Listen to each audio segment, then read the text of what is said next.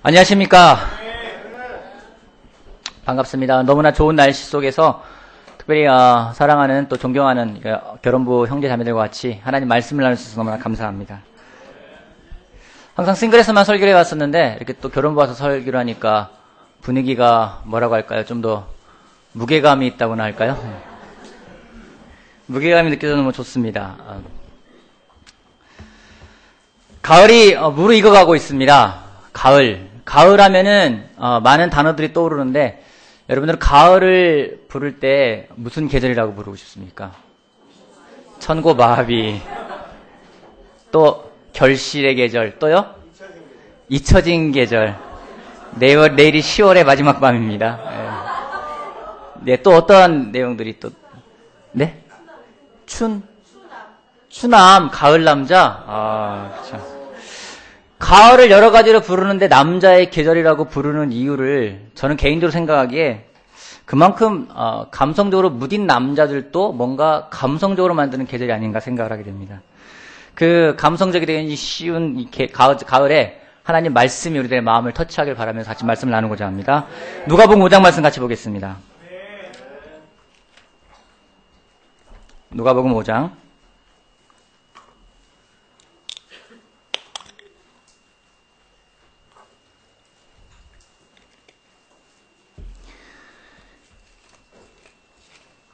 누가복음 5장 1절 말씀부터 11절 말씀까지 같이 보도록 하겠습니다. 누가복음 5장 1절.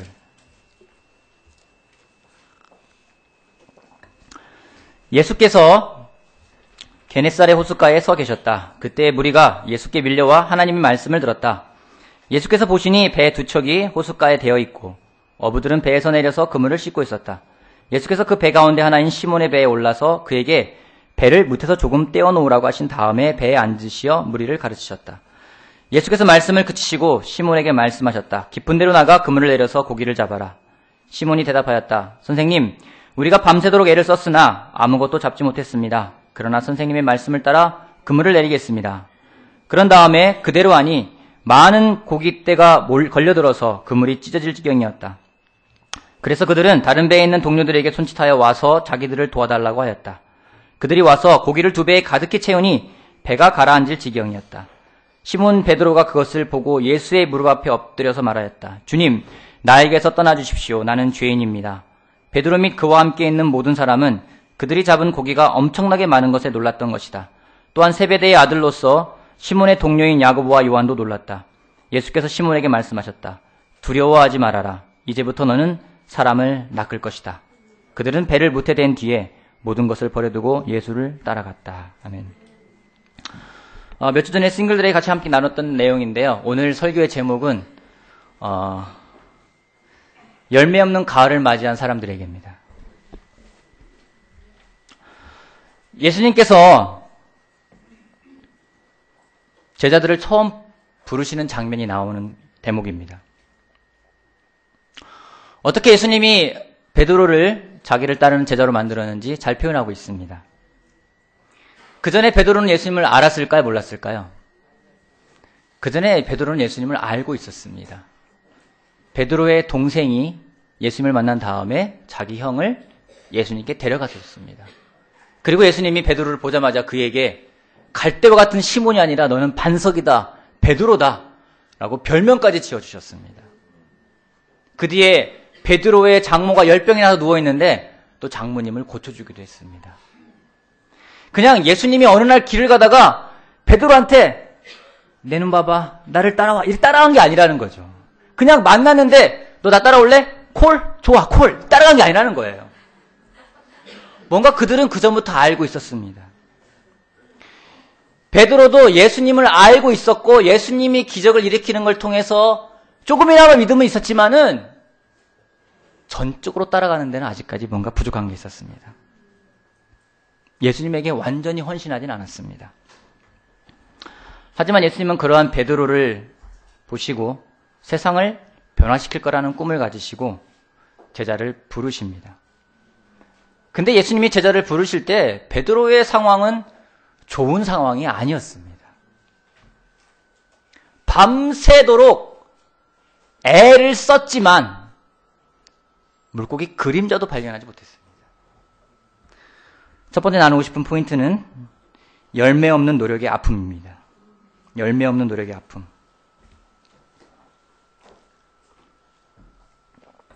베드로는 열심히 했지만 열매가 없었습니다. 결과가 좋지 않은 게 아니라 결과가 아예 없는 거예요. 그런 경험 있으십니까? 나쁜 결과라도 나오면 좋을 텐데 아예 결과가 없어요. 뭐 예를 들어 사과나무를 심었는데 맛이 안 좋은 사과 열매라도 열리면 좋은데 아예 열리지가 않는 거예요. 아무리 노력을 해도 아무런 결과가 없을 때 살아가면서 그럴 때가 있습니다. 마치 돌아가는 런닝머신 위에 서 있는 기분. 뛰지만 그 자리인 거예요. 조금 빨리 뛰면은 벗어날 것 같아서 좀 더 속력을 높이지만 속력을 높일수록 지쳐만 가지 항상 그 자리인 거예요. 벗어나고 싶으면 벗어날 수 없는 상황. 노력을 해도 되지 않는 상황. 그런 열매 없는 삶은 너무나 지치고 너무나 힘이 듭니다. 고민도 많아지고 생각도 많아지고 걱정도 많아지고 부정적인 마음도 많이 들어오는 시간입니다. 기도를 해보기도 하고 금식을 해보고 정말 애를 써보지만 아무것도 되지 않을 때 너무나 당황스럽습니다. 예전에 한번 저희가 예전에는 토요일 저녁에 누가 오는지 방문자들을 이렇게 딱 모으지 않았습니까? 그걸 커미트먼트라고도 하기도 했었고 예전에 열심히 초대했는데 토요일에 그 다음 주 일요일날 예배 오겠다고 한 사람들이 12명이었어요. 이야, 드디어 나에게도 하나님 방문자를 보내주시는구나.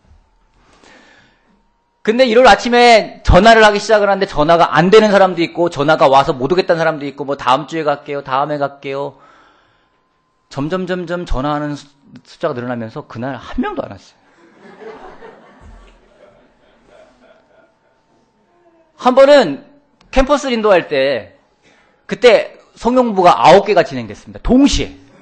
오늘 3개, 내일 3개, 모레 3개. 오늘 한 3개는 3일 후에 또 3개 하고. 2달 지났습니다. 세례가 한 명도 없었어요. 제가 2006년도에 부천의 미션팀을 데리고 나갔습니다. 1년 동안 아무 열매가 없는 거예요. 나간 인원 그대로 있는 겁니다. 정말 많이 울었습니다. 스태미팅 할 때면은 사람들이 격려 주죠. 괜찮을 거야, 잘할 수 있을 거야, 뭐가 문제인지 한번 생각해 보자. 오히려 그 말이 도움이 안 될 때 있죠, 여러분.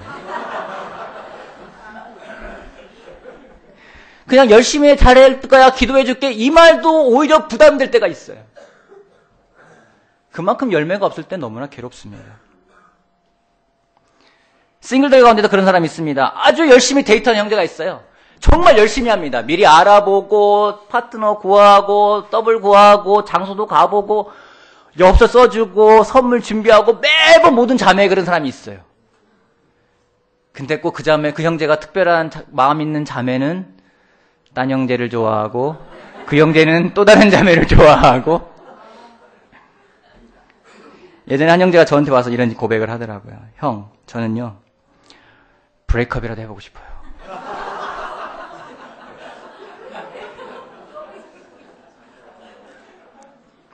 정말 그 애절함이 묻어나오지 않습니까?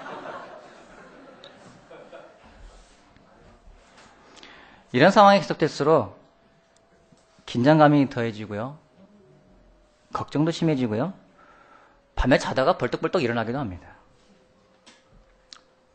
전도서 7장 같이 보겠습니다.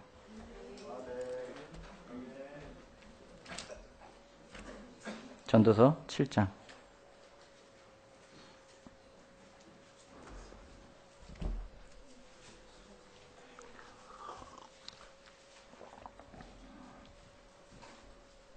전도서 7장 14절 말씀 보겠습니다. 7장 14절. 7장 14절. 좋은 때에는 기뻐하고 어려운 때에는 생각하여라. 하나님은 좋은 때도 있게 하시고 나쁜 때도 있게 하신다. 그러기에 사람은 제 앞일을 알지 못한다. 성경에 우리 삶에는 좋은 때가 있다고 합니다. 그런 때가 있지 않습니까? 만지면 금이 되는 시간. 손만 내면 모든 게 다 이루어지는 시간. 안 되던 문제도 내가 거기에 딱 들어가는 순간 다 해결 싹 되는 거예요.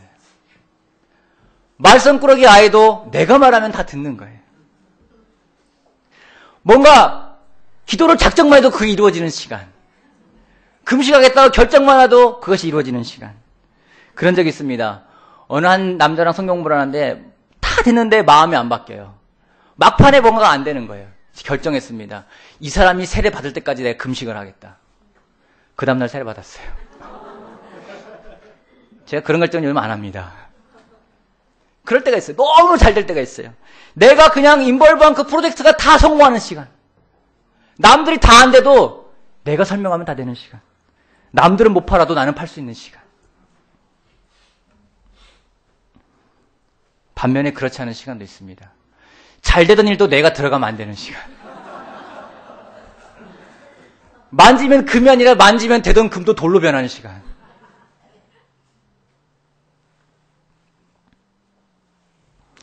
지난 9월에 일본에 주불리를 다녀왔는데 그때 랍스키는 형제라고 일본에서 같이 비즈니스를 하던 형제가 있었습니다.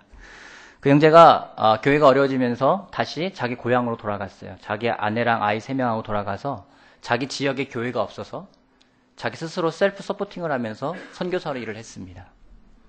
집을 파는 일을 했다고 합니다. 부동산이죠. 문을 노크를 합니다. 똑똑똑 집 파시겠습니까? 집 사시겠습니까? 그도저도 아니면 교회 오시겠습니까? 근데 요즘에 경기가 안 좋죠. 세계적으로 경기가 안 좋습니다. 7월 달에 8월 달에 집을 팔아야 되는데 7월 8월 달에 집을 한 채도 못 팔았어요. 7월에 판 걸 8월에 받고 8월에 판 걸 9월에 받아야 됩니다. 아이들이 3명입니다. 대학생들도 있습니다. 자녀들이 학비를 내야 되는데 안 되는 거예요. 아무리 애를 쓰고 내일은 좋아질 거야, 내일은 좋아질 거야, 다음은 좋아질 거야. 아무리 긍정적인 마음을 갖고 기도를 하고 열심히 사람들에게 섬기기도 하지만 일이 안 되는 겁니다. 오히려 정말로 형제 자매들이 힘내세요. 집 잘 팔릴 거예요. 기도하고 있어. 이 말이 부담이 되는 거죠. 오히려. 살아갈 때 그럴 때가 있습니다. 아무리 노력을 해도 안 될 때.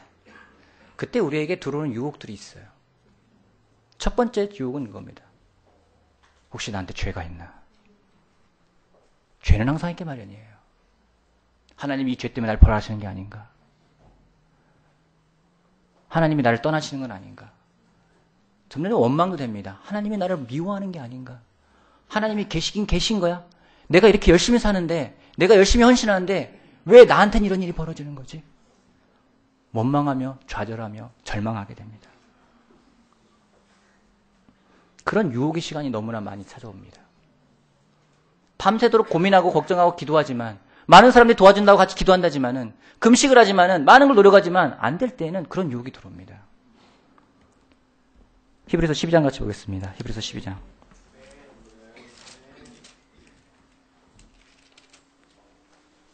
히브리서 12장.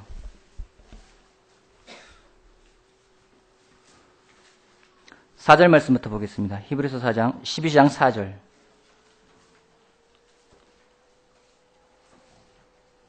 생각보다 빨리 찾으시는군요. 성경 말씀을. 12장 4절. 여러분은 죄와 맞서서 싸우지만 아직 피를 흘리기까지 대항한 일은 없습니다. 또 여러분은 하나님께서 여러분을 향하여 자녀에게 말하듯이 하신 이 권면을 잊었습니다. 내 아들아, 주님의 징계를 가볍게 여기지 말고 그에게 꾸지람을 들을 때에 낙심하지 말아라. 주님께서는 사랑하시는 사람을 징계하시고 받아들이시는 이들마다 채찍질하신다. 징계를 받을 때에 참아내십시오. 하나님께서는 자녀에게 대하듯이 여러분에게 대하십니다. 아버지가 징계하지 않는 자녀가 어디에 있겠습니까? 모든 자녀가 받은 징계를 여러분이 받지 않는다면 여러분은 사생아이지 참 자녀가 아닙니다.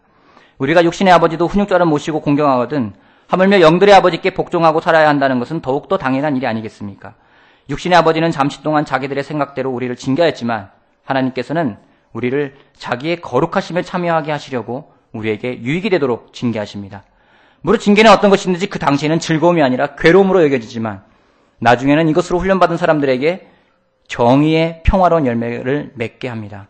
그러므로 여러분은 나른한 손과 힘 빠진 무릎을 이렇게 세우고 똑바로 걸으십시오. 그래서 절름거리는 다리로 하여금 삐지 않게 하고 오히려 낫게 하십시오. 징계라는 단어가 벌어진다는 단어가 아닙니다. 훈련한다는 단어입니다. 하나님은 사랑하는 사람을 훈련한다고 하고 있습니다. 왜냐면요, 사람은 훈련을 통해 변하기 때문입니다. 제가 올 초에 저희 아이를 통해서 하나 경험한 게 하나 있습니다. 훈련의 영향력이라고 할 수 있습니다. 영상 안에 저희 아이가 이제 초등학교 1학년이지 않습니까? 여러분들도 알겠지만 초등학교에서 이제 줄넘기라는 거를 시험을 보게 됩니다. 뭐 150개 이상 뭐 해야 된다고 해서. 근데 저 아이는 운동신경이 그렇게 뛰어나는 아이는 아니에요. 그래서 줄넘기를 하는데 한번 줄넘기를 제가 한번 가르쳐 봤어요. 줄넘기를 제가 찍은 게 아니라 그냥 네가 어떻게 하는지 보여줄게라고 찍었는데 나중에 한번 보십시오. 줄넘기를 시작을 합니다. 틀어주세요. 예, 진짜 줄 넘는 거죠. 예. 예, 아침에 일어나서 아빠 줄넘기 해야 돼 해서 줄 넘습니다. 예, 줄을 다 넘고 넘어요. 그래서 제가 얘기를 했습니다. 하나 뒤로 가서 한번 2개 한번 해봐. 2개라니까 이제 아이가 2개를 좀 이따가 시도를 해요. 보세요. 자, 2개 한번 해봐 했어요. 제가 2개. 아이고, 예. 그래서 되게 칭찬을 많이 했어요. 잘했어.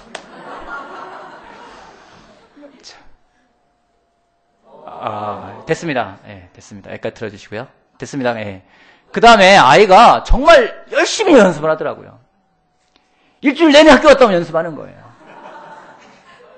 그때 일주일 뒤에 영등포 교회에서 찍은 게 하나 있는데 한번 보여주겠습니다. 2번째 거 한번 틀어주십시오. 일주 후. 2번째 겁니다. 예. 일주 후에, 예. 자, 아직 좀 폼은 좀 나오죠, 이제 자세는. 그죠, 예. 일주 후. 예, 이제 2개, 뭐 하나 아직 잘 못 넘어요. 폼은 좋아졌어요. 예. 됐습니다. 여기까지 틀어주시고요. 아이가 쉬지 않고 연습을 합니다. 계속 연습을 해요. 시키지도 않았어요, 그냥. 자기가 막 하는 거예요. 그 다음 주, 일주 후 또 지난 후, 2주 후가 된 다음입니다. 3번째 거 한번 틀어주시겠어요? 예.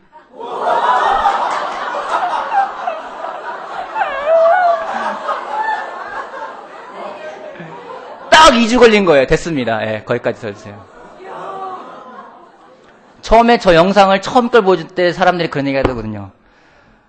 호야, 네 딸 공부 열심히 시켜야 되겠다. 3번째 걸 보더니 운동시켜야 되겠다. 아이가 자신감 붙으니까 그 다음 계속 하더라고요. 그 다음 거 하나 더 준비했습니다. 4번째 거, 예. 이제 밖에서 해요. 제가 한 발로 하면 한 발로 돕니다. 예. 2발로 합니다. 예, 발 바꿔 됐습니다. 4주가 지나니까요. 106개라더라고요.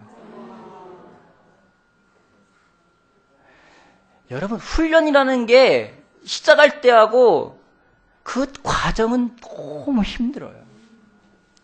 짜증이 납니다. 안 되는 것 같습니다. 변화가 없습니다. 하지만 훈련은요, 사람을 성장시키고 그 성장은 기쁨을 가져다 줍니다. 하나님 또한 마찬가지입니다. 아무것도 없어 보이지만 하나님은 우리를 훈련하신다고 합니다. 정말 하나님이 힘든 시간에 우리가 하기 원하는 훈련이 있습니다. 그것은 무엇인지 하나님에게 집중하는 훈련입니다. 어려운 시간에 하나님에게 집중할 수가 없습니다. 괴로운 시간에 하나님에게 집중하기는 힘듭니다. 하지만 하나님은 그 시간에 우리가 하나님에게 집중하기를 원하십니다. 그것이 하나님의 우리에 대한 훈련의 목적이라고 저는 생각을 합니다. 하나님은 제자들을 사랑하셨기에 고기가 잡히지 않게 하셨습니다. 만약에 오늘 그런 심정이라면 사탄이 주는 그런 유혹이 아니라 하나님에게 집중하는 그런 훈련의 시간을 간직하는 여러분이 되기를 바랍니다. 아멘. 그런 시간을 통해 우리의 믿음이 성장할 거고 그런 시간을 통해 하나님은 우리에게 기쁨을 줄 거라고 확신을 합니다. 그런 시간을 보낸 여러분이 되길 바랍니다. 한 가지 여기에 있는 결혼부들에게 부탁드리고 싶은 게 하나 있습니다. 여러분들이 싱글들을 바라보면서 싱글들을 위해서 기도해 주시고 싱글들의 필요를 위해서 생각해 주고 염려해 주는 것에 대해서 정말 너무나 감사합니다. 하지만 때로는 싱글로 있는 자체를 훈련의 시간이라 생각할 때가 있습니다. 물론 너무나 결혼이 필요해서 결혼을 하기 위해서 노력하지만 안 되고 힘들어하는 싱글 형제 자매들도 있습니다. 그렇지만 싱글이 불쌍한 삶은 아닙니다.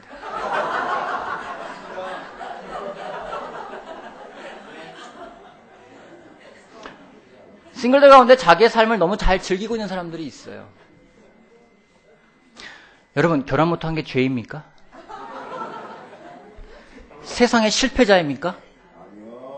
싱글의 시간이 고통의 시간입니까? 여러분, 솔직히 싱글이 부러운 사람도 있죠.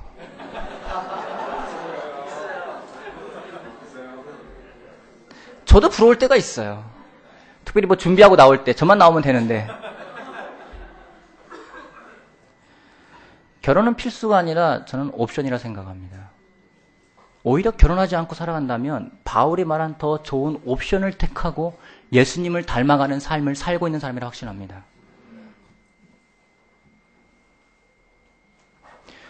그러게 부탁드리는 것은 싱글들을 만났을 때 여러분 많이 격려해 주시기 바랍니다. 너 어떡하니? 아직 결혼도 못하고 좋아하는 형제는 있니?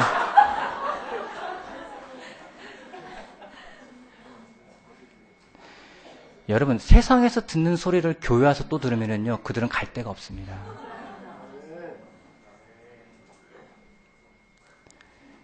저도 가끔 잠을 못 잡니다. 나이 든 형제 자매들 보면 생각하면요, 잠자다가도 왜 둘이 안 되지? 해외에서 어떤 형제가 온데더라 그러면 저는 눈이 반짝반짝거립니다. 혹시 걔가 한국에 와서 하나님의 뜻이 아닐까? 어떤 자매일까? 여러분, 저도 고민하고 있고 생각하고 있고 염려하고 있고 많은 형제들도 많은 인도자들도 그렇게 고민하고 있습니다. 하지만 저는 싱글의 삶을 즐길 줄 알아야 되고 더 기쁘게 산다고 확신합니다. 그러기에 부탁드립니다. 싱글은 훈련의 시간이 아닙니다. 고통받는 시간도 아니고요. 징계받는 시간도 아니고요. 결혼하기 위한 과정도 아닙니다. 싱글은 싱글대로 살 수 있게끔 여러분 격려해 주시기 바랍니다. 네가 싱글로서 그렇게 살아가는 모습 보니까 야, 참 내 싱글 때도 기억이 나고 너무 격려가 된다. 너무 즐거운 모습 보니까 나도 기쁘다. 이 말 해주면 얼마나 격려를 받겠습니까?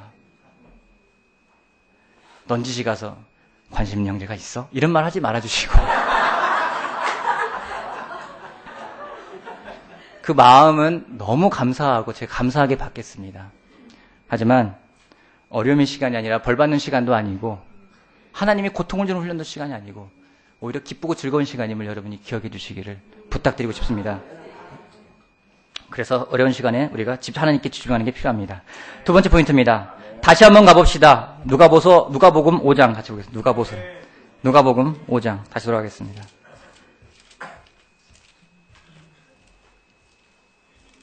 꼭 우리가 힘들고 어렵게 됐을 때 하나님이 꼭 하시는 말씀이 있습니다. 무슨 말씀일까요? 하나님이 꼭 우리한테 하시는 말씀은 뭐냐면요. 한 번 더예요. 5장 5절 말씀 보겠습니다. 시몬이 대답하였다.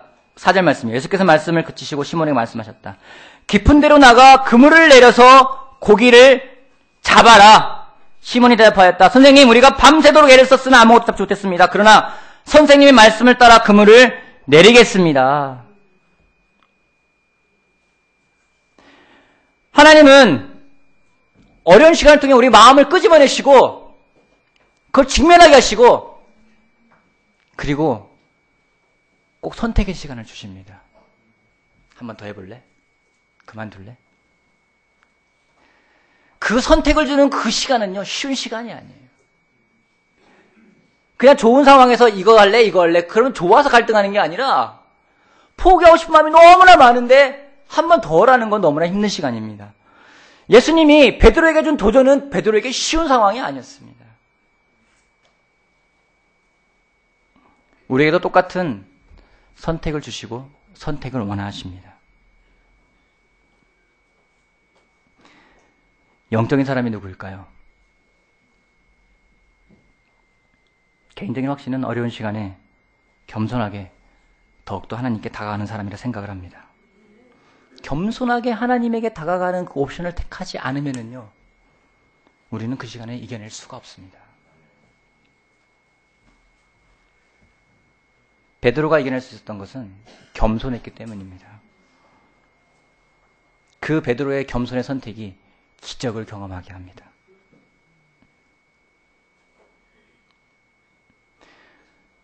랍이 결국에는 9월에 집을 세 채를 팔았습니다.